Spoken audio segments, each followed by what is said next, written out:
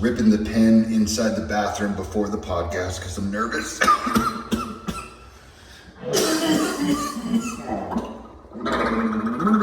It's going to be a good podcast. I'm going to be alert. I am going to articulate well. I'm going to warm up my voice before I start. I am going to not get distracted. I'm not going to go off topic. I will tell really good stories. I will use hyperbolic language so that we get more views. But most importantly, I'm going to have fun. I also miss a spot shaving. This up just a little bit. Yeah, you're good. Wait, try to remember people's names. That's the thing that's such an easy win, right away when you're speaking to someone, is remembering their name. Or here's an even bigger win, and kind of a theme in my life of and kind of a Trumpism where you can turn every L into a W. Yep.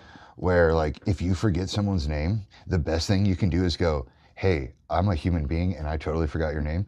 Could you just remind me one more time so that I don't forget? And they're like, yeah, no problem. Yep. Right? I love it when people call me by my name. Makes me think that they actually know me and I potentially may actually know them. Well, and nothing's worse than somebody who forgets your name in the first 3 seconds, which happens all the time. Yeah, but also you got to give the benefit of the doubt to the people that forget your name, especially if you are an average white guy like us. Okay? Because average white guys like us all are named Daniel, David, Alex, John, James. You know what I mean? We all have the same fucking name.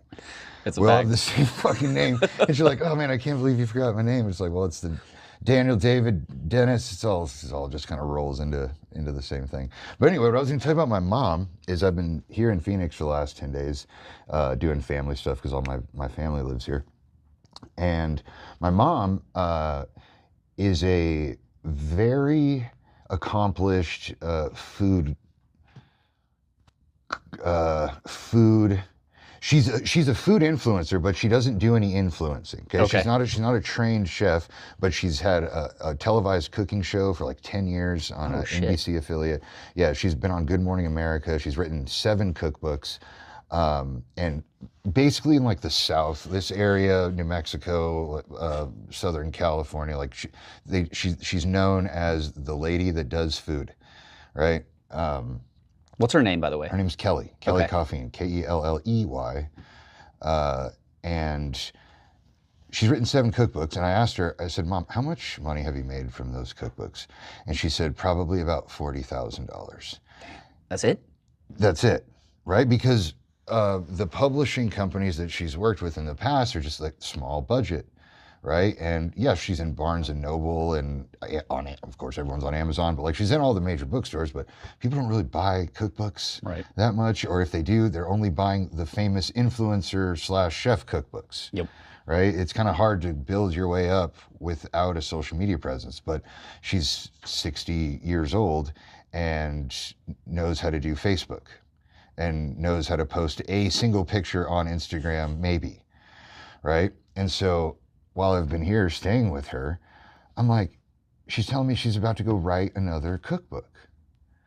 And everyone's all happy, for it. She kind of announces, yeah, I'm going to do this, and it's for the University of New Mexico, and yada, yada, yada. And I'm sitting there going, another one? Another? And then these take, it doesn't come out till 2028, probably. She's got AI. Why can't she put it out tomorrow? Well, yeah, exactly, right? But the thing is that another cookbook is not going to move the needle significantly in any way. It's just going to be another cookbook. That's it, right? She might make a couple, 10, 20, 30, maybe she'll make $40,000. I don't know. I hope she does. But the likelihood of her making money off of that is not very high. Whereas if she would just do this, make videos on her phone of her writing the cookbook, right? Telling the story, doing the cooking online, right? Then what would probably happen is this would probably gain more popularity and take the place of the cookbook. For sure. So I've been sitting with her every night, helping her edit these reels. And so far we have gotten So this is the one from last night. It's at 304,000 views. What? Are you shitting me? 304,000 views, and then You took Mama Caffeine through the Instagram for retards? yes, That's amazing. Right, exactly. And so there's another one there. I think 40,000 views. But if you look at all the rest of her videos, she's never. Oh yeah. She's literally posted maybe 10 videos. None of them got ever over 1,000 likes. She doesn't know how to use Instagram. A Christmas one that got 2,500 views. Yeah, there you go. But so yeah, 300,000 views on that one, and then you can't see it, but I have a screenshot of her trial reels, which is that, and it's another 200,000 views. So we're almost at 1 million views in like 6 days of a 60-year-old woman not knowing how to do Instagram, and that will move the needle so much more, and so much faster than writing a fucking book. You know how long it takes to write a fucking book? Yeah, AI. But right? Like, why are they still paying people to write cookbooks? Literally, you can go to Claude right now, or you can go to My Instant AI or wherever, and you can be like, write me a book. And it will write you an entire book in less than an hour. Yeah. Okay, They can do anything. What I want to know is, because I've got like a ton of stuff I want to talk to you about. Now we're starting. Let's go, baby. The first thing I want to know is, take us through what caused you to come up with the slogan, get fit, get rich, and then get a chick. There's a quick correction there. Oh. Get jacked, Thank get you. rich, then get a chick. Okay, fair. I have to be fair. I didn't make it up. Okay. I heard it on a Chris Williamson podcast. That's what it's called, right? No, what's it called? Come on. Oh, he's gonna see this clip. No, he's not. Maybe It's one called- day. What is this podcast called, motherfucker? You got Infinite Wisdom. No, Modern Wisdom. All right. That's the fucking vape pen wearing off. Modern Wisdom, and he was interviewing. I think it was George Mack, who's a author, and they just kind of jokingly said, first you get rich, or no, first you get jacked, then you get rich, then you get the girl, right? And he said it like in his British accent, and I was like, whoa, what did he just say? And so I rolled it back. And then I started playing, I heard it again, and I started playing out in my mind the path that I took, which was find a girl, find a job, find a house, figure the rest out. Oh, fuck that. That's what I thought you were supposed to do. Yeah. I thought that's what you're supposed to do. I thought you were supposed to. Well, that's what we're taught, right? Yeah. Well, I mean, if you draw a picture of what I don't know, I literally don't know how to turn this off. It's literally off, silent. It's on silent. I can't tell you how it's still doing that. That's why I went D&D before you got here. I was like, I know what's going to happen. It's on sleep, so I'm going to airplane mode. I want to monitor the chat, but we'll do that in a little bit. Anyhow, so yeah, I heard it from there, and I started playing through my mind my route that I took in life, and I realized that I did that very out of order.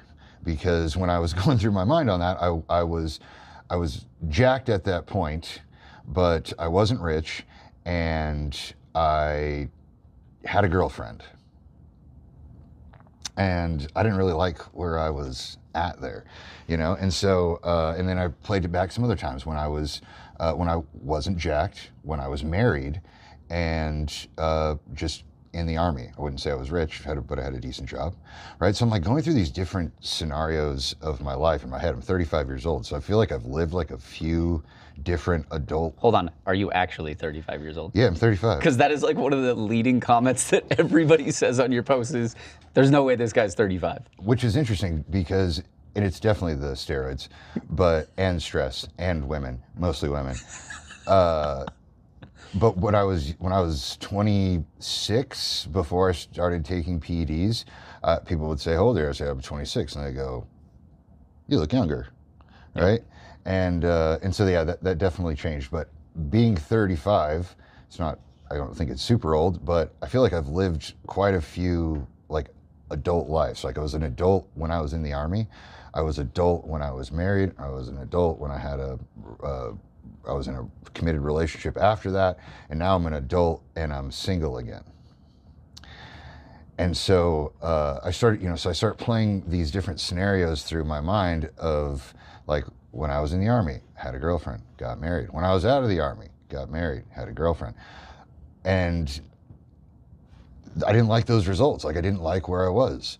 And so I was like, maybe this really is the secret here is get jacked, get rich, then get a chick. Because the logic behind it, it makes a ton of sense. It's not just funny. It's actually very true, because self-confidence is incredibly important. For sure. And I did not have a lot of self-confidence in myself. The only time I ever had confidence in myself in my 20s was when I was wearing my uniform. Yep. Because I had a Ranger tab. Yep. And I had fucking EFMB, and I had an air soul badge, and like I had fucking ribbons. Like you could not boast, but like you're confident in your, what they say, in your rack. Like, well, they train you to be. Yeah, they yeah, literally like they program you to be confident in your job. Right. And so I was only confident when I was wearing that uniform, and I would even, this is so cringe, I would sit in rooms to make sure that my left shoulder was, or right shoulder? I can't even fucking remember what shoulder it's on now. I think it's on the Your right tabs shoulder. were showing? Yeah, where my tab was. Yeah. Like, so like people would walk in and I'd be like, okay, make sure they know that that's right there. Yep. And like so petty. But outside of my uniform, I was just like kind of like I don't know, I was just soft. Yeah. I was just a soft individual. Like my body was just soft. I was good at running. I could do a bunch of fucking push-ups and pull-ups. But I was just like a soft looking dude. And didn't have a lot of confidence. And then when I started, flash forward to, I started bodybuilding and taking steroids, and people started to come up and be like, yo, dude, you're pretty jacked. Yo, what should I start taking? What supplements do you take? How many grams of protein? How much do you bench? Right? When I started getting the, hey, how much do you bench questions, I was like, oh, nice. I still hate that question, by the way. But we can test it one day. But yes, like getting jacked was like, okay, this gave me confidence that I could walk into a room, and being jacked, I was sending you that message earlier, is like one of the best investments that I ever made. Right. Because it surprisingly makes me very approachable. Now, how so? Well, and it's also, it totally breaks all race barriers. Okay. Because every like person that usually walks by me, either male or female, I usually get a look, right? And the look is usually like a that. A double take. Yeah, and so when people walk into a room and they see me, it's like a whoa, right? And it's kind of a good feeling for them. And the first thing they want to say is, whoa, dude, you're jacked.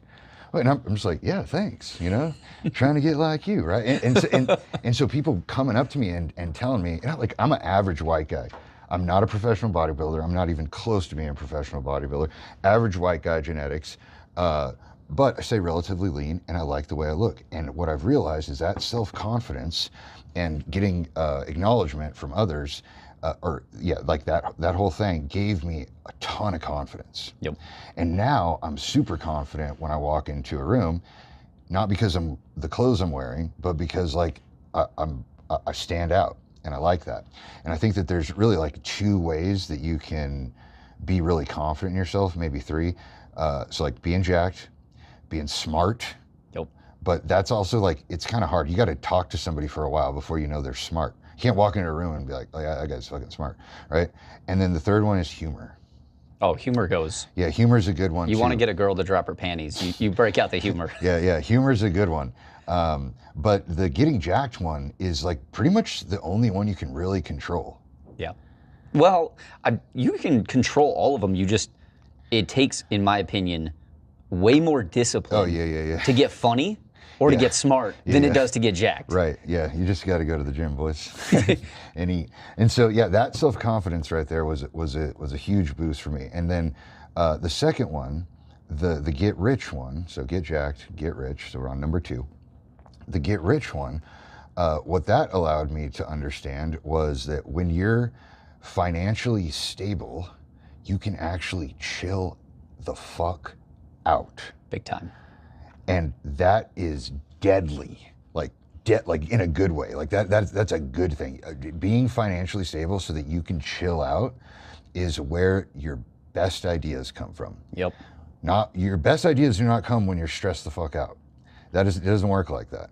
You know, and so if you're always stressed about money, or you know you're your income's unstable. It's going to be really hard for you to start anything. It's going to be really hard for you to become creative. It's going to be really challenging for you to decide what the fuck you want to do, because you're all you're worried about is getting that check at the end of the week. You're in fight or flight mode 24/7. Yeah, and there is definitely some benefit to that. Like that's where, you know, the underdog story comes in. You're backed into the corner and you fight your way out. Absolutely, I'm all for that. Had to do it myself.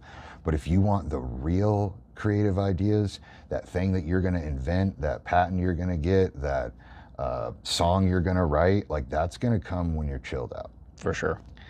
And so what I've learned from those two things is that once you're self-confident, you're not stressed, you're financially stable, then by default, you're just going to attract a higher quality mate. Absolutely. Right? Well, not only that, but it's interesting that we're talking also about, you said, humor and intelligence. Well, guess what you get along the way of becoming rich? As a byproduct, you have to figure out how to get smarter. Yeah. You have to figure out how to talk to people, sell people, joke with people, laugh with people. Otherwise, you are probably not going to get rich. No. Unless you get really, really fucking lucky.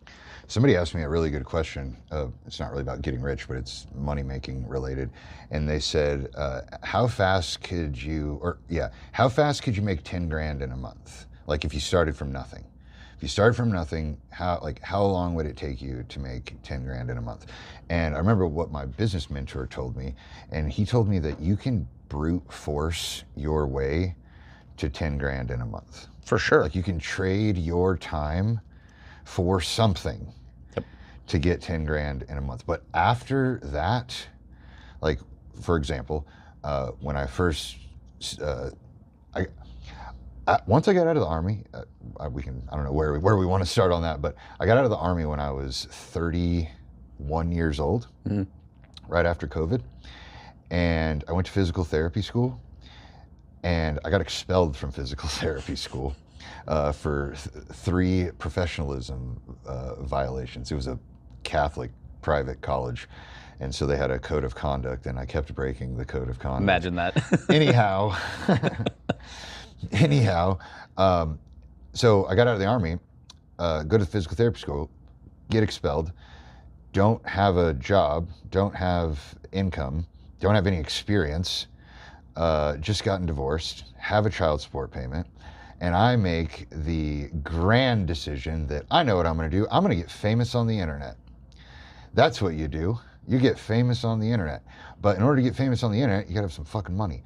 And so I started teaching bodybuilders how to do the bodybuilding poses on stage. I joke and tell people that I had a reverse OnlyFans, because people would FaceTime me or Zoom call me, they'd video call me, and I would stare at them in their underwear, but they would pay me. It was like a reverse OnlyFans. So people would pay me to stare at them in their underwear. And so I taught these guys how to do the poses, and I charged $35 a session, and I eventually charged $50 a session, and then eventually $75, and then eventually $100, then up to $120 a session, and I'd schedule 10 fucking clients a day.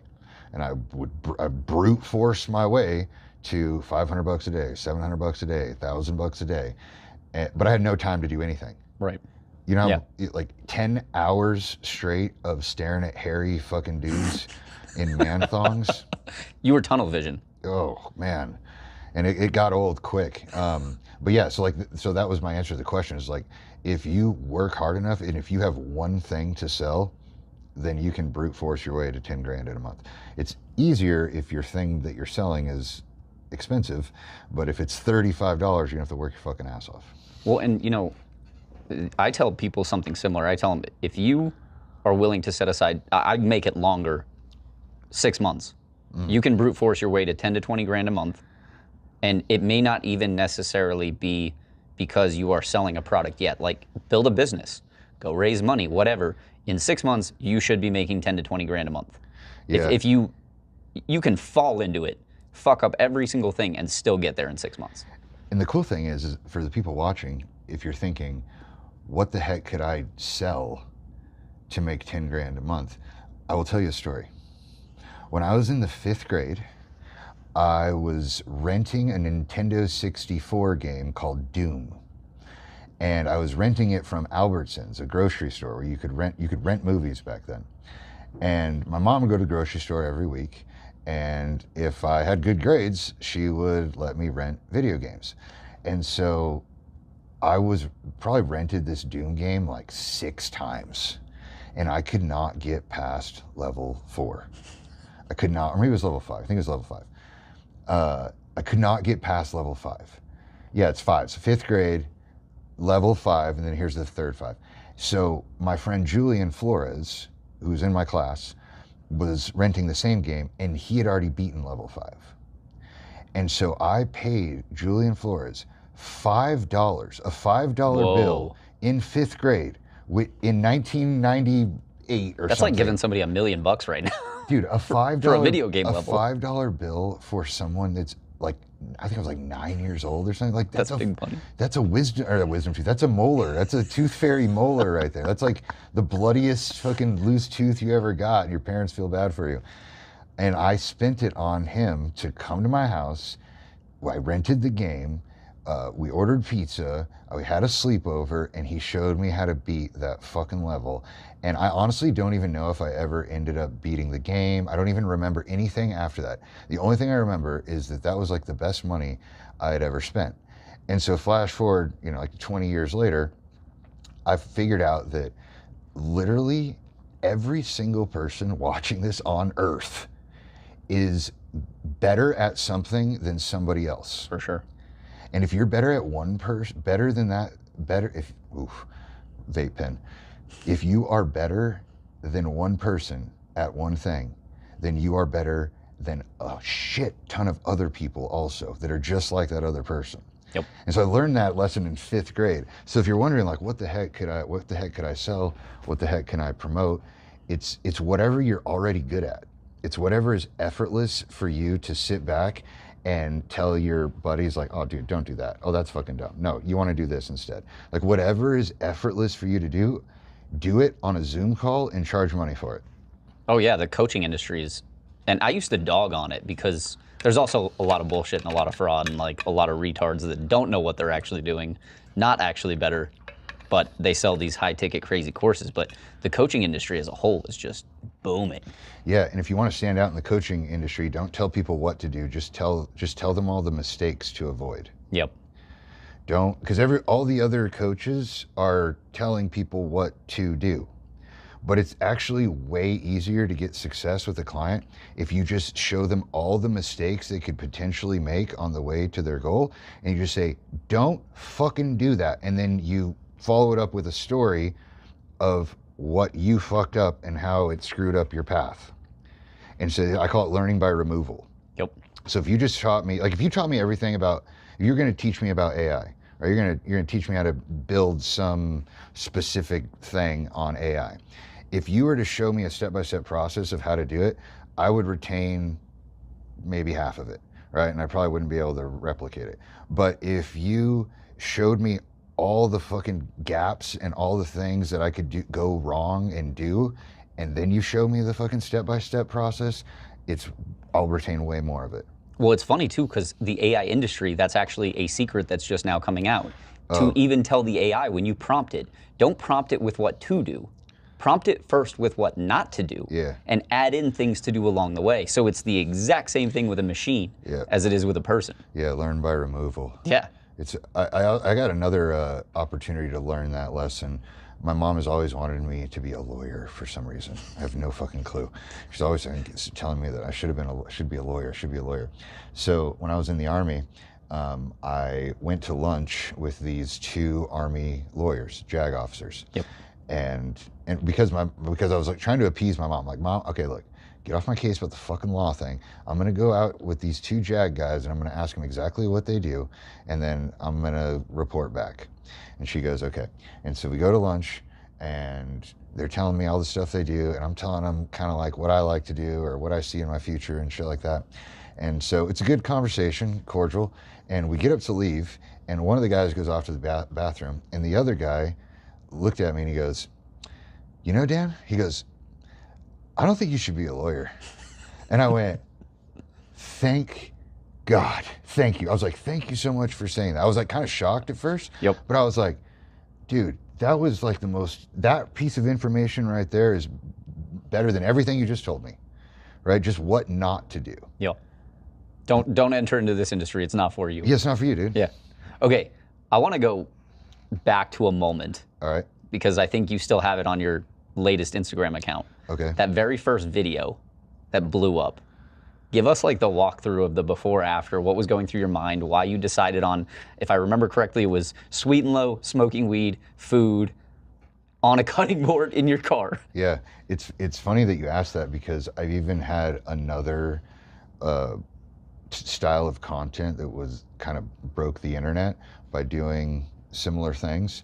And so I thought you were going to ask about that one, but you're asking about the old one. The original, the OG. original one, yeah, okay. So this was right at the time where I was like, I am spending 10 to 12 hours a day staring at hairy fucking dudes in man thongs, dancing around and being all emotional and fucking being bodybuilders and texting me in the middle of the night about shit that's not even fucking important.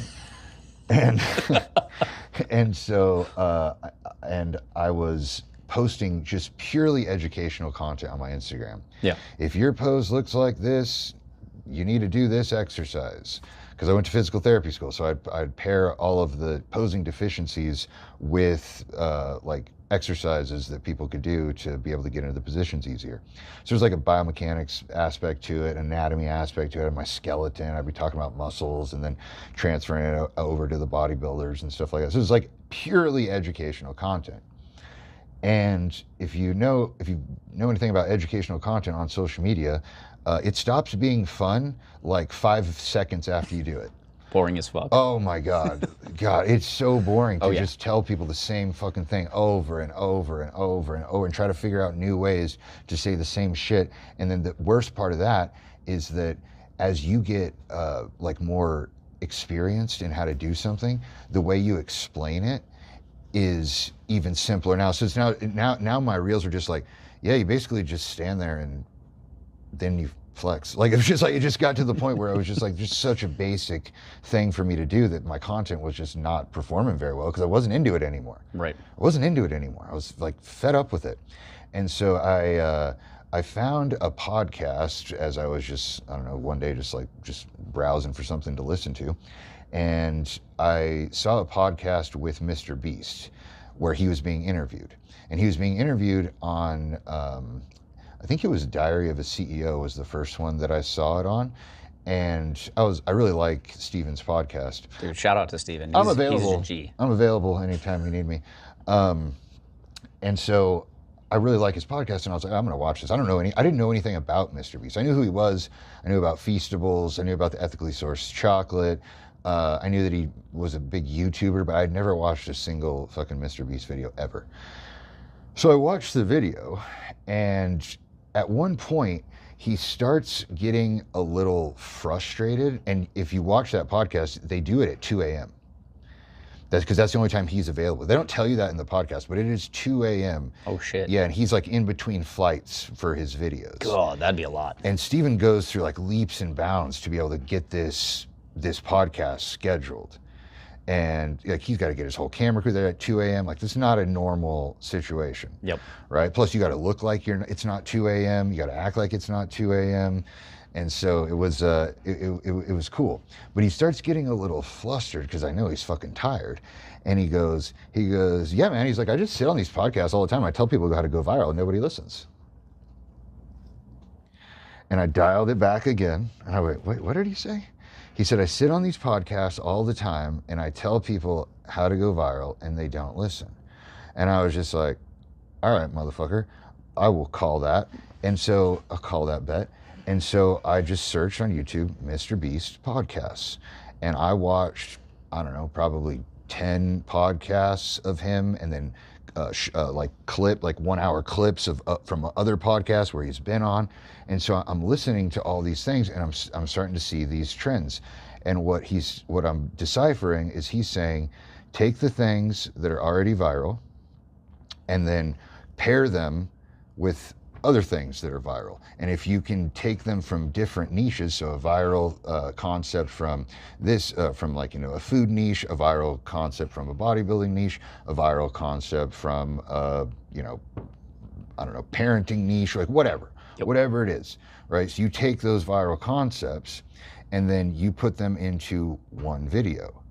And what you end up doing is you end up like getting the attention of the algorithm of the people in that niche, the people in that niche, the people in that niche. And it just expands the reach of the video. And so I started studying my algorithm and my feed, and I was like, all right, so what's viral? Well, the viral things are whatever keeps coming up. Yep. So what kept coming up at the time was these fitness influencers, because I was in the bodybuilding space, so it was like kind of tied to the fitness niche. They were all eating food off of cutting boards, and it was like, for some reason, it was like a big keto season or carnivore season, and so like people were just eating lots of meat, the carnivore diet, avocados and eggs and fucking whatever, like, and it's all, you know, laid out on this cutting board. Looks like a kid's fucking Lunchable. And so, or a adult, it looks like an adult Lunchable. Yeah. Looks like an adult Lunchable. I'm fucking all these clips up. So I'm like, all right, cutting boards, got it. Cutting boards are viral. And even Young LA, the clothing company, was sending out these customized Young LA cutting boards, like branded to all their influencers, because they knew the influencers were eating off of fucking cutting boards. So I'm like, all right, cutting boards, got it. And so then the other one that kept coming up on my feed was what I eat in a day as a fat girl. Yep. What I eat in a day as a fat. Oh yeah, I've seen that, and it's actually like really, really fine looking women that. No, there's very large. I mean. Well, that's the new viral trend is like hot girls will go and take that same thing and be like, what I eat every day as a fat girl. Oh, and they're not. Oh yeah. Yeah, that makes sense. That'd get some views. But yeah, so it was like all these like very overweight women eating food mostly in their cars, right? And so I was like, okay, so like what I eat in a day as a blank, that seems to be viral. And then there was also a lot of these like food channels too that were doing food videos and whatnot, and they were also in their car. Like this one lady, she literally like goes to Chipotle and she'll get a burrito and she'll bring it into her car, and then she will she'll like add things to it in her car, and sometimes she'll have like a deep fryer in her car, or she'll have like fucking a blender in her car. Whoa. Right. So she's like doing all this shit in her car. And so I'm like, all right, so sitting in cars, eating, what I eat in a day, cutting boards, and I was like, I guess I could do that. I was like, I guess I could just take my bodybuilding meals that I have to eat and say what I eat in a day as a bodybuilder, and then eat the food off the cutting board. And I was like, I don't know what to say after that. Like, what am I supposed to do? Like, do I talk about the food? What do I do? And so I was like sitting there, and I was like, you know, maybe I'll smoke a joint first. Yeah. Like maybe I'll smoke a joint before I do this. And so I just you know, lit a joint, and I just turned the camera on, and I was just like, what I eat in a day as a bodybuilder on a cut.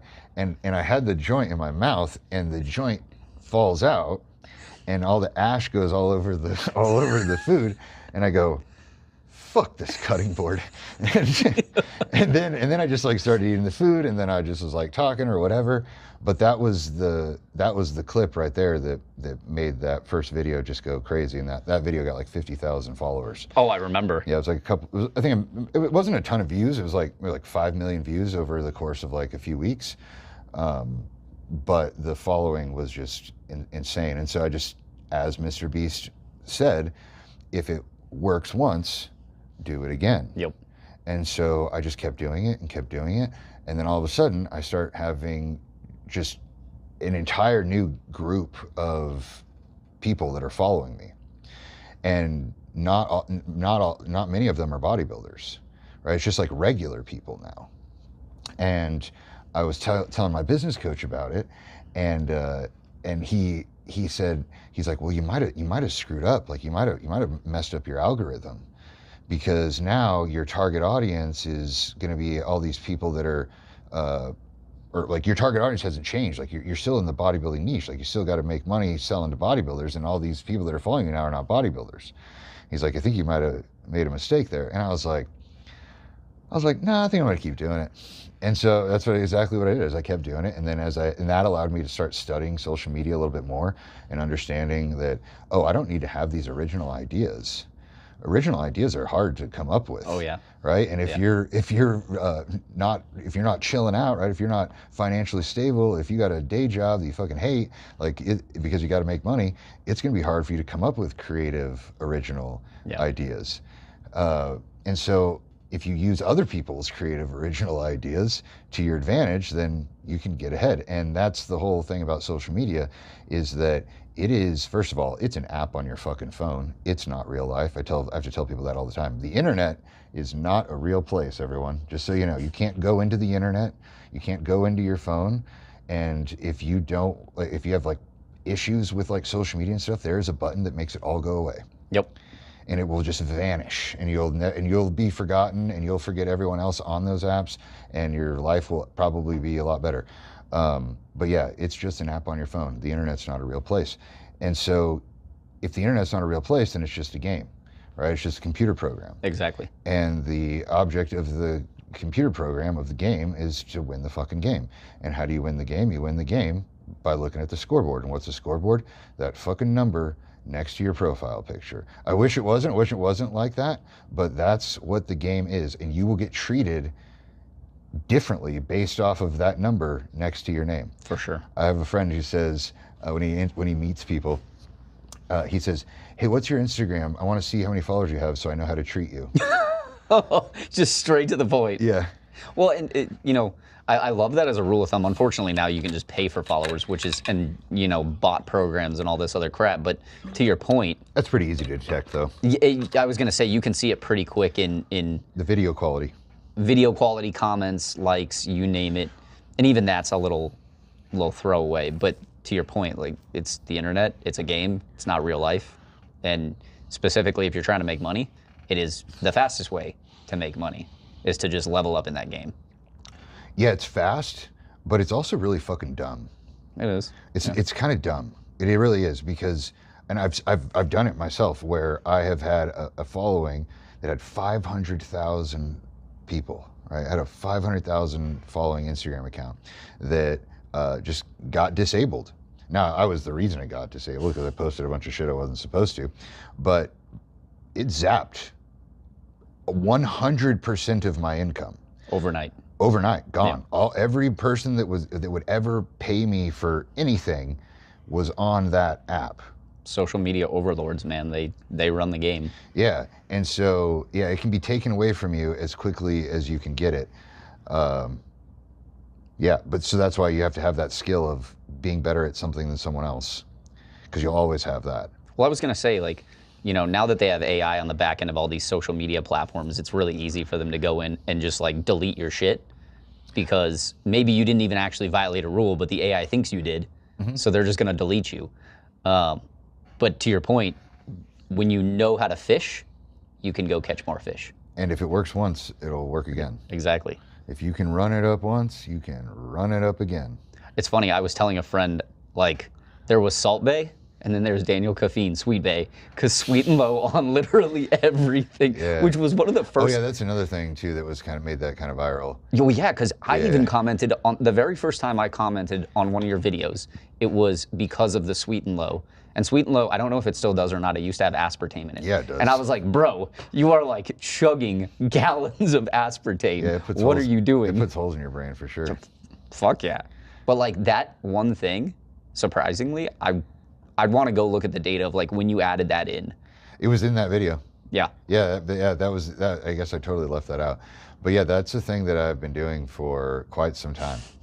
Yeah, Sweet and Low packets. My grandmother used to use them because she was diabetic, so she would use them to make like teriyaki sauce. Oh God! Because like you just like take soy sauce and you just put a Sweet and Low packet in it, and it turns into sweet soy sauce, which is fucking teriyaki sauce basically. And she'd put it in mustard, so it went from regular mustard to fucking sweet mustard, and stuff like that. And I was like, when I was bodybuilding, I'd always have this like sweet tooth after eating a meal, and so I like would use the sweet and low and I would do the same thing, like mix it with soy sauce, mix it with mustard, whatever. And I always noticed that if I had like a sweet element to my meal, then that craving for something sweet after eating wouldn't be there. It wouldn't be as strong. And then I just got lazy one day, and I was like, or I didn't have any whatever I needed to make whatever sauce I wanted to put on there. I was like, yeah, fuck, I'm just gonna dust it on there and see what it is, how it goes. And I was like, yeah, it's great. Just like it's like salt, but it's sweet. And then then it got progressively just more and more like I did it the one time, and then I was like, I'm just gonna keep doing this. Yeah. And I would always just like shake the packets like this because they get all clumpy. And so that was another thing. It's like kind of an ASMR thing in that video because I would always go like, and that's like a really satisfying. Oh yeah. Yeah, it's like a real satisfying thing to hear, and people are always expecting it. And so yeah, that was another aspect of that. Okay, so now we have, fast forward, Instagram for retards. Instagram for retards. Tell us about that. So that was the genesis of it. Was I figured out that I could take viral elements and viral concepts from different niches, cram them all into one, and then put my little spin on it with whatever it is that I'm doing. I did another kind of run of that car series with drinks. So there was this guy that I followed. His name is Kidsway, Kydsway. He has tattoos all over his face, and he's a recovering alcoholic. And he would sit in his car, and he would take these big cups of ice, and he would go on his console. He'd go, I'm a recovering alcoholic, and today I'm gonna make you one of my best mixed drinks, like whatever. Like, and he'd be like, this is what I would drink at a barbecue. This is what I would drink at a fucking nightclub, or whatever. And he would make these super elaborate drinks. He'd put like a whole fucking thing of Crown Royal, sour punch, straws, fucking like a sour candy thing in there. He'd do like morning ones with like Starbucks coffee and fucking Kahlua and rum and shit. And so he makes this big ass fucking drink that is going to get, this would like totally make you black out, right? It's probably a $50 fucking thing that he has in his hand right there. Yeah. And then he just goes out the window and he pours it on the ground. And then at every like sobriety marks, I think I started following him at like, I don't know, like 6 months sober or something. And every like month 7, he did a video where he took a whole vodka or whole handle of vodka and just poured it on his head, right, to like celebrate sobriety. And so I'm like, oh, this guy's fucking awesome. So I started doing, I'm a recovering bodybuilder. I'm gonna make you one of the strongest pre-workouts or whatever, right? And so I'd do that, and I'd make this crazy pre-workout drink. And I was like, okay, so now if I just copy what the other people are doing, put my own spin on it, it's basically guaranteed to go viral. And so I'd like tell like some of my friends, like, yo, you should test this out, do this, this, and this. And they'd do it, and it'd be like, boom, a couple million views. And so my business mentor at the time, he goes, actually, I think you might have done something here. He goes, I think you did something right. And he said, and so I want you to fold up the posing coaching business. Now the posing coaching business is this time it's like making me like, again, it's not that fun, but it's making me like 40 grand a month, 50 grand a month. Like that's a great living for 99.9% of people. Yeah, no, it was great. It was really good. But I was working my fucking ass off, and I didn't like the content I was making, and I didn't want to be a fucking posing coach forever. Yeah. Did not want to do that. And so he said, I want you to fold up the posing coaching business. I said, and do what? And he's like, just teach people how to do Instagram. I was like, what do you mean? He's like, just teach people how to make videos on Instagram. I said, that's not a fucking offer, Ted. Like, I can't teach people how to and charge them money to make fucking Instagram videos. And he goes, yes, you can, and you're going to do it. And I was like, well, what do I even do? He goes, just show them exactly what you did. Yep. And so I put up a story post, and I said, yo, if you want to learn how to go viral on the internet, on this stupid fucking app, I'm not an expert, but I can just show you exactly what I did, and it keeps fucking working. Yeah. And so 3 people signed up, and I charged them $2,000 a piece.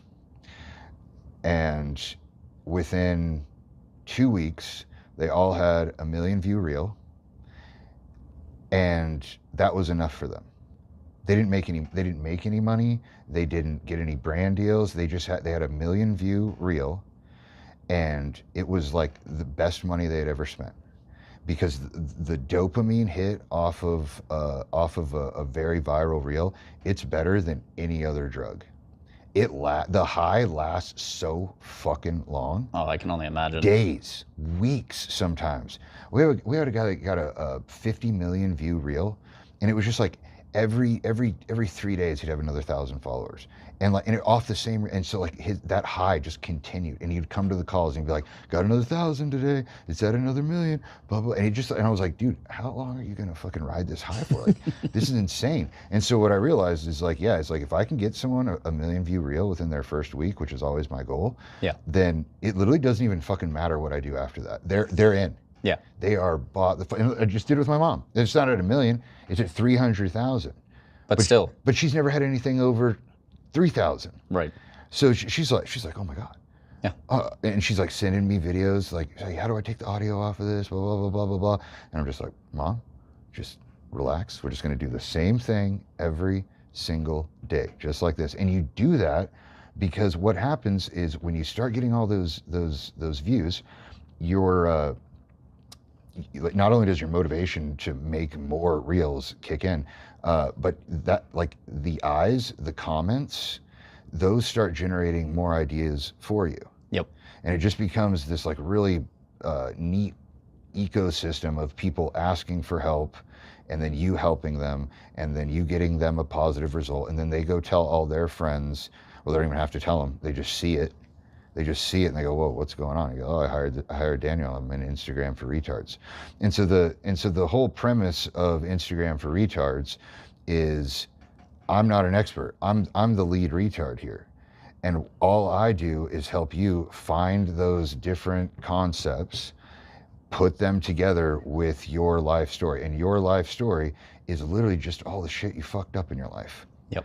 Like, that's it. I make the most amount of my sales, my high ticket sales, and people coming into Instagram for Retards not off of, hey, I can get you 1 million views. It's, this is what I wish somebody would have told me after I got divorced twice. This is what I wish somebody would have told me after I got out of the military. What does that have to do with Instagram? Fucking nothing. But it starts this conversation with them that's already on a personal connection, and then they see the life that I used to live and the life that I live now, and they clearly see that the bridge that I took to get there is a stupid fucking app on your phone. Yep. And that stupid fucking app on your phone is a computer program that doesn't play favorites. All you have to do is give it exactly what it wants, and then you win. And that's it. And you start off with getting views, and those views get you familiar with people. When people are familiar with you, they usually will start to explore more. They'll be on your page more often. They'll see more of your reels. And when they start seeing, you get more exposure, and you create relatable content that makes them feel like you're like them, right? That relatability starts to come in. When the relatability is there, the trust follows. And then once the trust follows, then you have the influence. And the influence is, you can turn them into paying customers. You can get them to buy a product. You can get them to use an affiliate code. You can get them literally to do anything, because they're so familiar with you that they trust everything that you do and what you tell them to do. Oh yeah. And it just becomes this really harmonious environment where you can all kind of help each other. And that is even more amplified if you have a community outside of Instagram. So I have a Discord community, I have a school community, I actually have 2 school communities, and those all have some people are in all 3 of them, but they each have their own like kind of specific things that we talk about in those communities. Yep. And again, it's honestly almost like a farm system for me to be able to see good ideas, business opportunities, and so it's been really good. So Instagram for Retards is literally just me telling you exactly what to do. And for the first 30 days, there is a video that you watch of me literally on my phone, like, because this is as close as I can get to you without you being at my house. So it's like you watch it, it's like a 6 or 7 minute video every day for 30 days. And I'm sitting there with my phone and I go, press this button, now press this button, now go find a reel that made you laugh that has 1 million views, bring it over here, you're gonna put it into the timeline, boom. And and so if you just do all 30 days, in 30 days, because you have to like wait. Because you know, if you've ever taken a college course online, most people just want to just blow through the material, right? Day one. Yep. And so I have it all locked. So you can only do one thing at a time. Smart. And so by the time, and that allows me to give you feedback. And so by the time you're done with the first 30 days, you know 90% of what I know about Instagram. And then we do it a 90-day program. So the next 60 days is you literally just fucking having fun, because we already know in that first 30 days what styles of content are going to work for you. And now over the next 60 days, we just iterate and innovate, and that following just climbs. Those brand deals just climb. We do TikTok shop as well. And so like it just starts, it's just a slow roll, but once it gets rolling, it doesn't stop. Yeah, and you're actually very blunt, because I've seen it myself of like, I know how to get people to 500,000 followers. Don't ask me how to take you to 1 million, 10 million. Like, nope. I know how to get you to exactly where I got to at my height. That's it. Yeah, I will never tell somebody to do something I've never done. Oh, for sure. Because I don't know I don't know. Yeah. I honestly don't know if it will work. And we do have we have a very high success rate, but there are people that do wash out of the program. But the reason they wash out of the program is one of two reasons. Okay. The first one is I say, you can't be worried about what your mom is going to say about this video. Yeah. And if you are, you'll literally never, you don't have a chance on social media. Or anything in that matter. You don't have a chance. Yeah. And so all you tell your family members is either, number one, there is a button that makes it all go away, unfollow, right, block. Yep. Or what I like to say to them is, this is literally all I write back. If my mom says, you can't be talking about autistic people, or you can't like make fun of whatever, or you can't have a girl with whipped cream on her boobs in the back of your car. I write, the internet is not a real place. Yep. And you know what she's written back before? Well, we all think it is. Well, and then usually I'm just like, read that back. Read that back. But yeah, that's the first reason. And then the second reason that people wash out is they take a little bit of what I say, a little bit of what Personal Brand Launch says, a little bit of what Brian Marks says, a little bit of whatever other business fucking person or Instagram growth person they follow online says, and they try to do all of that, and none of it works. You know why? Because you got to commit to one fucking thing. Yeah. Right? You just got to go really hard on the one thing, not try to include a whole bunch of different things. It's like trying to do CrossFit and powerlifting and bodybuilding all at the same time. Yeah. They're just all just different inputs, and the output is just a jumbled fucking mess. Yeah. So those are the two reasons that people usually well, and that's with business in general. I mean, how many people out there want to be entrepreneurs, and then all of a sudden they're like, well, I'm going to go into this business, and then I'm going to go into this, and then this, and they like stick with one thing for 5 minutes. It doesn't work. They don't have patience. They move to the next thing. Same thing. Next thing.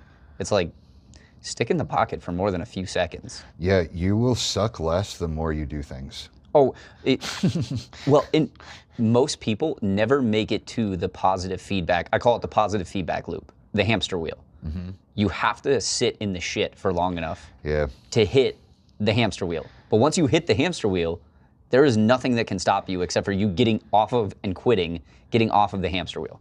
Yeah, there's a really good graph that I used to send a lot of my posing coaches about. It's called the emotional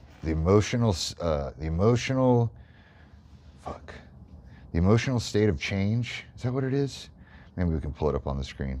But essentially it talks about like how when you start something, you're really motivated. You're really excited to do it. But as you start to do it, you start to learn about all the problems you're going to face, and you start to see some of the challenges surface and the friction, and you get to what they call the valley of despair. Yep. And that's where, you know, things seem easier if you just go do something else. Quit. Right? If you just quit. And what happens is you end up going back up to this new idea where you're motivated again. And then you're into this new thing and you see another fucking problem. And then you fall into the valley of despair again. And then you just live in that same fucking cycle over and over again. Yep. But if you just keep like going through the darkness, the light comes on the other side. Right? Like you're close. Just keep going through it. Well, and once you get even just to the point where you're back to break even, you're like, oh, I've gone into the valley. I've worked my way out. I'm back to scratch. But like, I've gotten so much better. I've seen all this other crazy shit. You're actually 10 times more passionate than you were when you started. Yeah. And then it's just like you're on a rocket ship. Yeah. Yeah, I'm thinking I'm thinking to myself right now about some of the times where I have been guilty of that. I've had multiple businesses that I've had to close up already. Anybody who's been in business has. Yeah, I was reminded of one today. Like at one point when I was doing the posing coaching thing, I created these posing mats where it would like basically be a map of like where to put your feet for all the different poses. I've seen some of your videos with those. Yeah, because the feet is like where everything starts, and if you start wrong, then the rest of the pose is crap. So I made all these mats and had them, made in China, and we shipped them all here, and there was just fucking friction the entire time. It gets blocked at the port, fucking tariffs, like everything you could fucking imagine. Some of them are ripped in half, and ended up hiring a company to run the e-commerce site, and just didn't pan out. And I was just stretched way too thin between doing the posing coaching and trying to run this fucking e-commerce site. And yeah, like I had to drop it. I had to cut sling load, as they say, and I've had to do that a couple of times. And so I'm learning now. I'm definitely not a business expert by any means, but I've learned that if I can keep my team small, and if I can keep focused on just like one specific offer, then we can really nail it. Yeah, for sure. Okay, I want to know what the genesis of, and I'm so sad you're not in costume right now with the beard. What was the genesis, and like how did the whole Omni-Man thing? Tell me about that. The Omni-Man came because of the comments. Okay. I would just post a regular day in the life reel or a food reel or whatever I post, and no matter what, no matter how many likes or comments, there was always at least one or two gifs of Omni-Man. And I could only assume people were saying like, you look like Omni-Man. Yep. But I didn't know who Omni-Man was, because I don't watch fucking TV. I also don't even have a TV. That's why I don't watch. I literally don't even have a TV in my house. I don't watch any shows. I don't have a Netflix account. I don't have fucking Hulu. I don't have anything. I watch fucking like my only thing I'd nerd out on is like geopolitics and shit like that. Like I'll watch that on YouTube. I don't like watching TV shows or anything. And not because I don't want to. I just literally can't get interested in any of it. Yeah. I really can't do it. I don't know what's wrong with me. But bigger fish to fry. Yeah, I guess so. Now I'm blanking on the question. Omni-Man. Omni-Man. So I didn't know who Omni-Man was, and I did a Q&A one day, and someone said, you should do some Thrag content. And I was like, who the fuck is Thrag? And someone like wrote back and was like, Omni-Man. And so I'm like, all right, Omni-Man, Thrag, like what is going on here? So I just start searching Omni-Man, and I see it's a cartoon, and I'm like, all right, cool. And then I see it's on Amazon, and I see some like other people like dressing up as Omni-Man and shit. And I was like, you know what, fuck it. I'll just buy a costume. And so I went on Etsy, and there was like a costume for like $75 with the boots. And I was just like, yeah, I'll just do it and do like a day in the life as Omni-Man. And so, yeah, I did it, and it went like super viral. And so then I cut one sleeve off and was like wearing sunglasses and chains, and I was like trying to be like, I was like Omni-Man like on break. You know what I mean? Like celebrity Omni-Man. And he's like smoking weed and fucking playing blackjack and just like chilling out, right? Like Omni-Man on vacation. And so yeah, it's just been a really fun thing to do. I know I don't have the mustache right now, but yeah, like I'll go out on the Vegas Strip and stuff, and stream like we're doing right now, and yeah, just do Omni-Man shit. It's just fun. It's like being a superhero. Oh, it's hilarious to watch too. Okay, you say that talking shit is necessary in a man's life. Yeah. I love that one. You got to talk your shit, but give me your thought process. Well, the reason I started saying that is because I have all these, I think we have 99 people inside of Instagram for retards right now, last I checked, which is quite a lot of people. Yeah, that's amazing. Mm-hmm. And they're very easy to manage because everyone gets the same fucking plan. And it works. That's like a sin in bodybuilding, right? In bodybuilding, like you want to make sure like everyone has their own customized plan. It's like not cookie cutter. This is the fucking opposite. My shit is cookie cutter because it fucking works. So they're really easy to manage.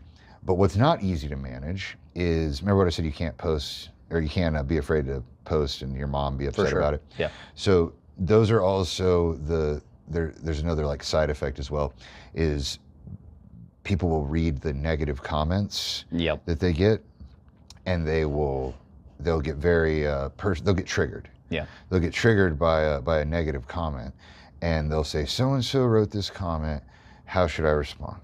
Right? Well, they're saying this, what should I do? And to my answer is egg them on to see if you can get them to leave another comment, because that's the fucking game, right? The more comments, the more views. That's how that shit works, right? So you have to always keep in mind that you're playing a fucking game. Yep. A lot of people forget that. I've lost the question again. Oh, talking shit. So what you don't want to do on your main feed is make yourself look like an ass. Yeah.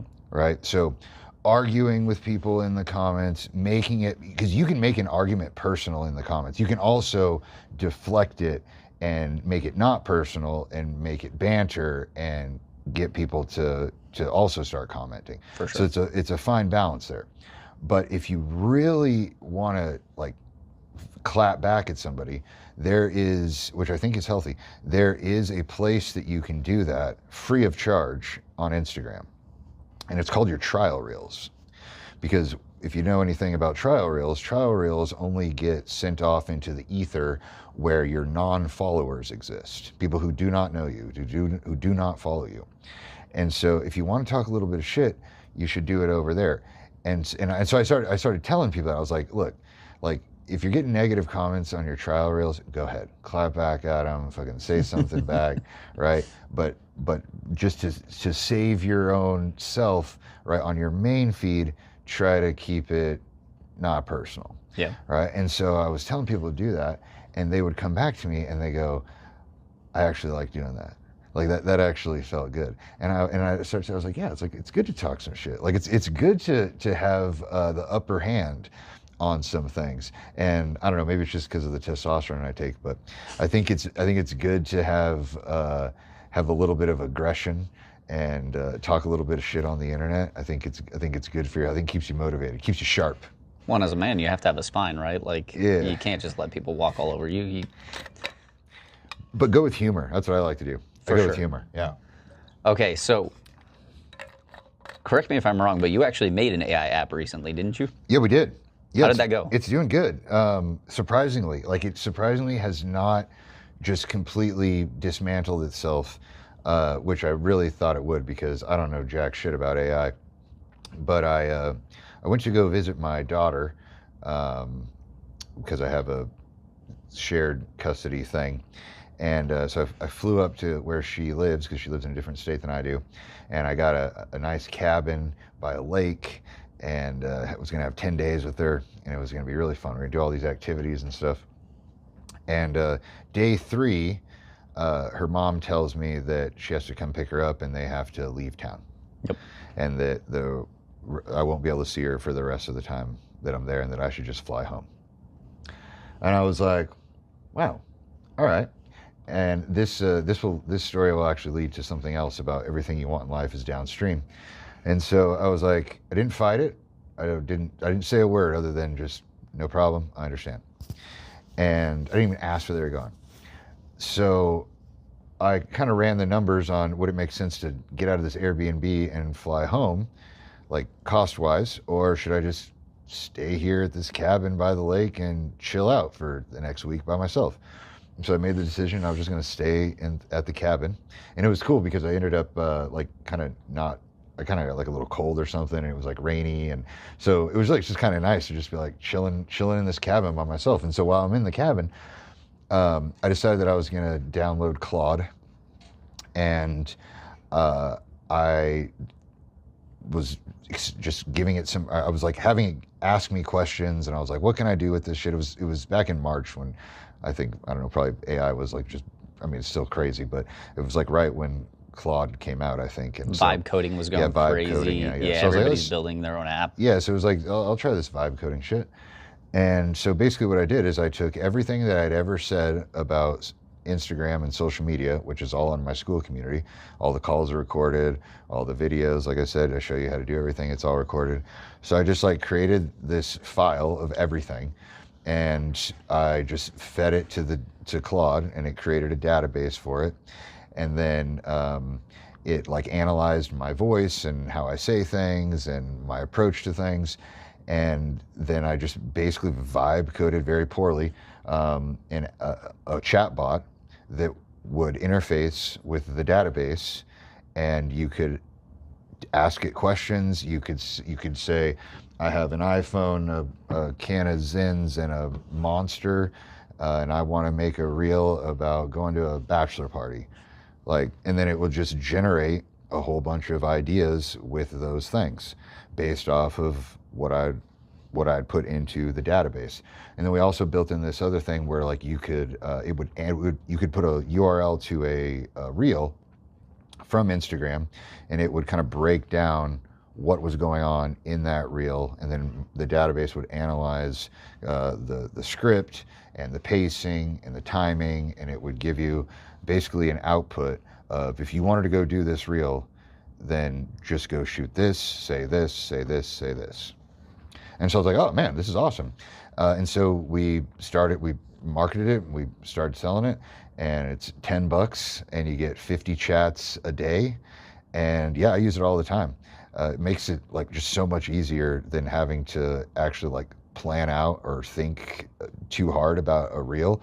You can just say, all right, I'm in a podcast studio, got all these cameras on me, we're talking about whatever, and it'll just start generating AIs, and you can just interface with it until you get the idea that you like, and then you go and shoot it. That's dope. That's awesome. Now, do you think something like that changes fundamentally the coaching space, the bigger ticket items that you're doing, or do you think there's always going to be a hands-on human need? What do you think about where this is all going? I think there's way more sophisticated technologies than my app that can automate social media. But I don't think that we're at the point in society yet where people want their coaching automated. For sure, yeah. Which is weird, because I don't think it's far away, because humans make mistakes. Yeah. Right. So it's not far away that I think that there can be AI coaching, but if the AI can coach you, then you don't even need a coach. Right. Because you have the AI too. Right. So I don't know what that looks like, but I think it's probably not a change in technology. It's more of just a change of how we do things. I was telling my friends yesterday, I said, one day we're going to remember how silly it was and how much time we wasted texting people. Because it'll be something else. What do you mean by that? Give me some more details. Well, we used to talk to people on phones that were attached to walls. Yep. Now we can talk to people in our cars, we can talk to people on a fucking plane, we can talk to people across the world. So we used to spend a whole bunch of time talking to people standing or sitting in a chair. Now we can do a whole bunch of other things. But like when I'm texting someone a paragraph, that takes a lot of fucking time. Oh yeah. Right? I have to stop what I'm doing, I have to text message, blah, blah, blah, blah, blah. And I just think in my lifetime, there's going to be a point where I go, remember when we used to text each other? remember when we did that? Remember T9 Word? Yep. You're going to have an AI agent that you're just going to be like, go yell at my girlfriend for me. Or it is your girlfriend. Yeah. Well, funny story. I had another guest on, and we were actually talking about dating apps, 2026 AI. Mm-hmm. And one of the things that we brought up was like sex robots and how that will change the shape of humanity with respect to when an AI is implanted in like an actual hardware sex robot. And men and women all over the world have access to a lifelike machine that can act like a human and fuck like a human. Yeah. Yeah, I am signing up for the Tesla sex robot.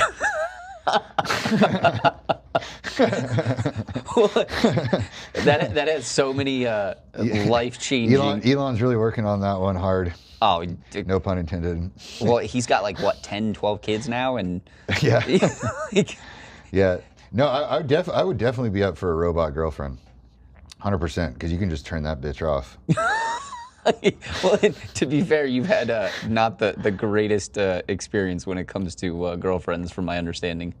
Oh, it's all my fault, though. Okay. Yeah. When it comes to relationships, and so like that's another thing. I have a lot of value to add to people of what not to do, because all the relationships that I've been in that have failed, which is 100% of them, have all been majority Daniel's fault. And it comes down to this one thing, and it's on your paper right there. I don't love anyone more than my goals. Yep. Right? I used to, like, it hurts to hear that, but it really is true. Like, I don't love anything or anyone more than my goals. And that's maybe selfish. It is very selfish. But, guys, no one else gets to live your fucking life. You know what I mean? Like, no one, in my opinion, no one else gets a fucking vote. Well, that's where I was going to go with this is, when you sent that to me, the first thing I saw was like, this is a man that's on a mission, has passion, which causes women to flock to you because women want a man with passion, vision, confidence, knows where he's going, blah, blah, blah. Famous on the internet. Famous on the internet. And frankly, like... 5'11", not 6 foot. They like when I say 5'11", not 6 foot. Wouldn't you prefer having goals as opposed to not having goals? Wouldn't you prefer who you are as you sit right now as opposed to a guy who cares too much about other people, lets them walk all over him, doesn't actually have a mission? Which would you rather have? And is there a middle ground? Yeah, sometimes I am envious. Envious is probably not the right word, but I am... sometimes I wish I was more like some of the guys I grew up with in high school, where they are totally content with middle America, drinking on the weekends, vacation every so often, Netflix at night, and just having a good time. Like, I know a bunch of guys that are just like, they love that life. And I couldn't do it. I tried to live a normal life. I tried to do the married career, kid thing, and it drove me fucking crazy. So sometimes I do wish like I had a bit more simple goal set, right? Like I wish I would be more content being comfortable, but I don't know. I've just always had an urge to just kind of see how much I can do. Yeah. Like, I'm just trying to max this shit out. I don't know why or what, but I got a motor that can go, and I just want to use it. Well, does maxing shit out though, does that entail having a girlfriend one day or another wife or a stable relationship, as they say? The only problems I have in my life start with the name of a girl I've had sex with. Yeah. Fair enough. Yeah, and it's not that I don't like women or anything like that, but what I've found is that the second that, so if you've ever read, there's this book called Love and Respect. It's a marriage book, and it talks about how women crave love and men crave respect. Right? And those two things are totally opposite of each other. For sure. And that basically makes the case of that men and women understand each other just enough to reproduce. And so there's a ratio in a relationship with a man and a woman between respect and love. All right. And the second that you get intimate with them, that dial starts to favor love. Yeah. Right. And the more it gets turned to the love side, the less respect you start to get.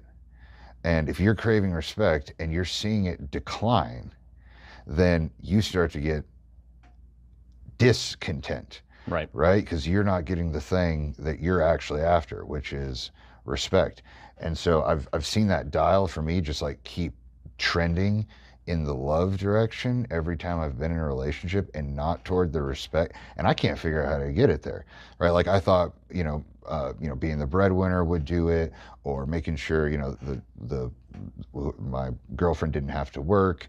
We had people cleaning our house. We had I was trying to make her life as comfortable as possible. And still it was just like, this is not working here. So I'm not sure if, I'm really cut out for the relationship thing, because I have in the past, because I've been single now for 13 months, and every single month that I've been single, like our business has grown. I've had more opportunities, and I kind of started reflecting back not long ago of like, you know how many hours I wasted on a couch at night rubbing a fucking foot? Yeah.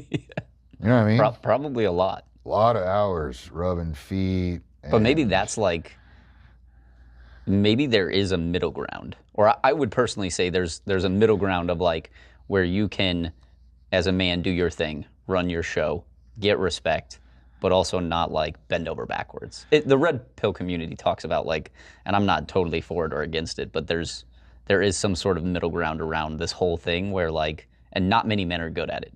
I would say most men, most women are not good at, like, especially in 2026, finding the middle ground on a relationship. Love, respect, where it all coincides. Yeah, the fix is the fucking AI robots. Sex robots. Lots of them. Yeah. 5 in every house for both parties. Yeah, no, there's definitely people that know how to do it.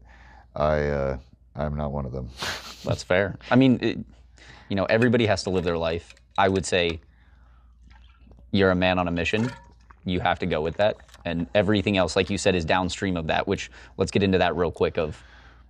Everything you want in life is downstream? Yes. I heard on another Diary of CEO podcast, and I'm blanking on who the guy was. He's a billionaire. But he wasn't like a famous billionaire. He was just a guy that had a lot of money to his name and managed a really big investment fund.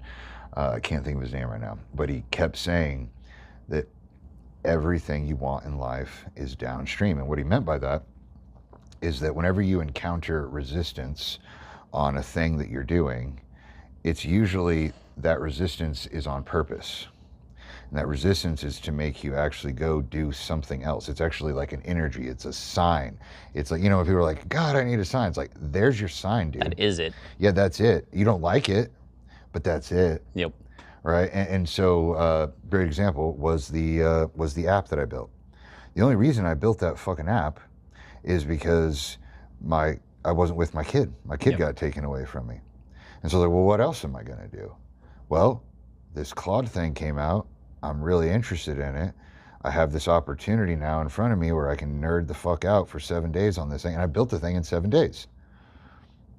It's exactly what I did. Yep. And then we sold it and made money. And so, yeah, I missed the time with my kid, but the signal that I got was not try to fight it, try to make a big scene about it, get all upset, spend a bunch of fucking mental energy thinking about it. I just went, nope, new task. What is this? What is the overwhelming feeling? What's that thing that's been on my mind the last few weeks that I've been like, oh yeah, I should probably do a little bit of research on that. Should probably get current on, because that's what it was in my mind. It was just like leading up to that trip was, and maybe when I get back, I'll start doing the open claw thing. It seems pretty interesting. So it was already on my mind. And then as soon as the resistance came, I just went the other direction. Yeah. She went this way, I went that way, built the app, it was successful. And that was the thing I was supposed to do. And so I reflect back now to other parts of my life where I was like, man, I really didn't see the signal there. Like in physical therapy school, right off the fucking, I got expelled with like 2.5 months left before graduation. I'd done 2 of my 3 clinical rotation, done all the didactic portion. I was in school for 2.5 years, 3-year program. And literally within the first week, I got put in a separate area because I didn't have the COVID vaccine. So like right off the bat, it was just, and I'd gotten out of the Army because of the COVID vaccine. It's like right off the bat, I was like, oh shit, we're back to this. I thought, because I was moving to Texas. It was 2021, late 2021. We're moving to Texas from Hawaii, which was like super lockdown. And so I'm like, yes, we're moving to Texas. Like, you know, I have to wear masks. And there was no mask policies in Texas at that point. But I went to a private Catholic university where they had a fucking mask policy. Of course. And I was just like, are you fucking kidding me? And so right off the bat, I'm already like, this isn't good. Then a couple weeks later, I'm on a podcast, not like this, but it's just like a smaller Zoom podcast, and we're talking about the physical therapy profession.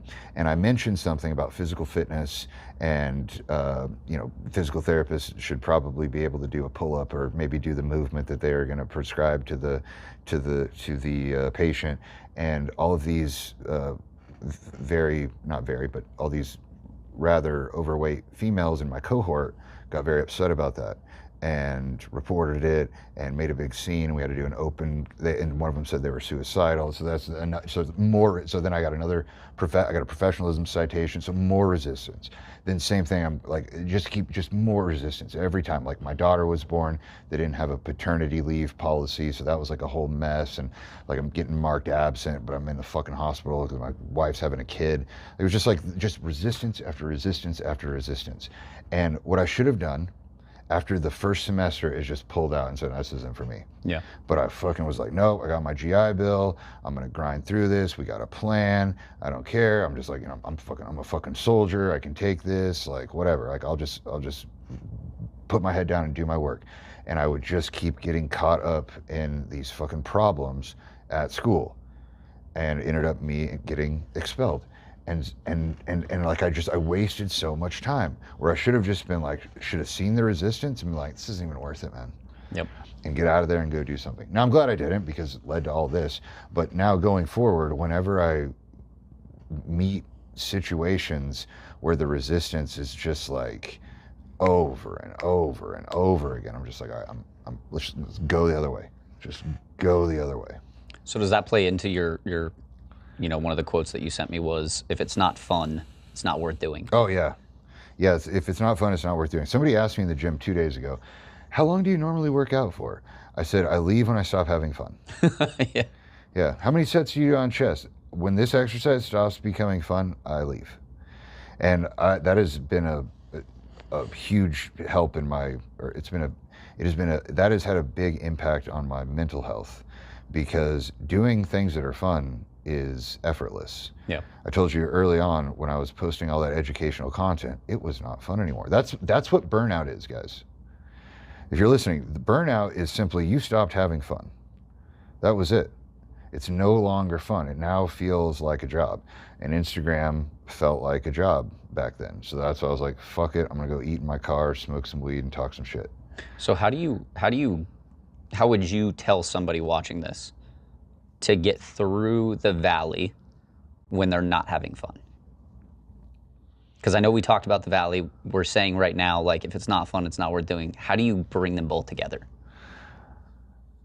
My cameraman, Alex. Good name. Yep, my cameraman, Alex. We've been to several countries together. We've filmed, I think, 14 out of the 17 day in the life seasons that I've had. Each season had about 6 to 7 episodes. So we filmed like thousands of videos together. And one of the things that he taught me was that no matter where we go, no matter what we do as far as like shooting content, the first thing we do is we have to have fun. Because I suck on the camera if I'm not having fun. Like, I'm terrible. Not that I'm studying over, like, it's not that I'm stumbling over my words or, you know, I'm saying the wrong things. It's just that the energy's not there. Yeah.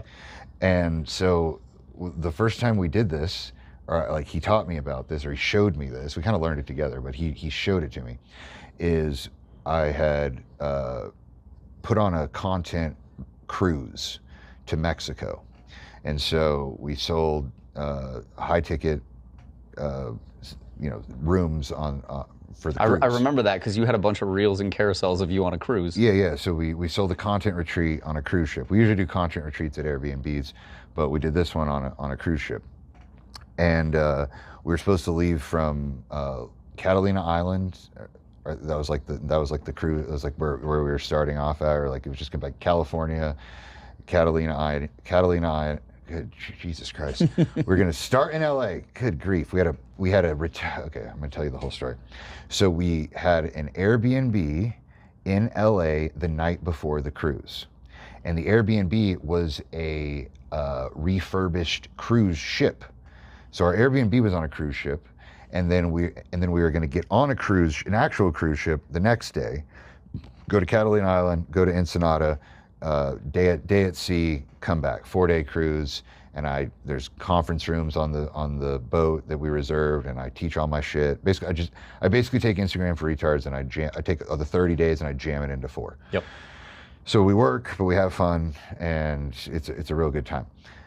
But like 2 days before the cruise is supposed to launch, we learn that although we reserved the rooms and paid, they overbooked, and we only got 2 rooms out of the 7. Oh shit. So we had to pivot within 48 hours, change everybody's flights to Galveston, Texas, and then get on a different cruise line and go to, where did we go? Not Cabo. Where the fuck did we go? Whatever Mexico City down there. I can't even fucking remember right now. But we went to Mexico, and it was awesome. But the getting on the cruise ship, I was stressed the fuck out. Yeah. Because people were flying in late, and we already were behind on the content that I needed to teach them how to do. And it was just kind of a shit show. So I was already in kind of that wasn't in a bad mood, but I was just in an anxious, kind of unsettled mood because of all the changes that had to take place. I didn't sleep great, just fucking nightmare, right? And so we get on the ship, and we got to start filming. And Alex tells me, he goes, all right, so the first thing you're going to do is you're going to go get on the wave simulator. I was like, no, I'm not getting in my fucking swimsuit right now and going into the fucking pool. No, we got to fucking get the guys together. We got to make sure that everything's squared away. We got to make sure all the equipment, blah, blah. He's like, I need you to go have some fun right now. Yeah. And so he took me onto the fucking wave simulator. I was on there with it was like me in line with 6 10-year-olds. Yeah. There's a bunch of kids and I'm just standing there just in line waiting to go. And so I get on the simulator, and it's fucking awesome, obviously, and I'm laughing and having fun, and I get off, and then we just moved right into filming, and the rest of the cruise was perfect. And then from that point on, it was just before every single content shoot, before we ever even turn on the camera, you got to go do something fun. You got to do something fun. And so how do you get through the valley is you literally got to figure out how to make this fun. Yep. Do it with another person, start some sort of challenge. I don't know, anything that's going to make that thing fun, you go do it. Even if you got to spend some money to go do it, it's worth it. It's 100% worth your mental clarity to go have some fun. I love it. Daniel, thanks for being on the Super Confident AI podcast. I want to end it on that because that was just amazing. We blew through it, man. Yeah, we did. That was good shit.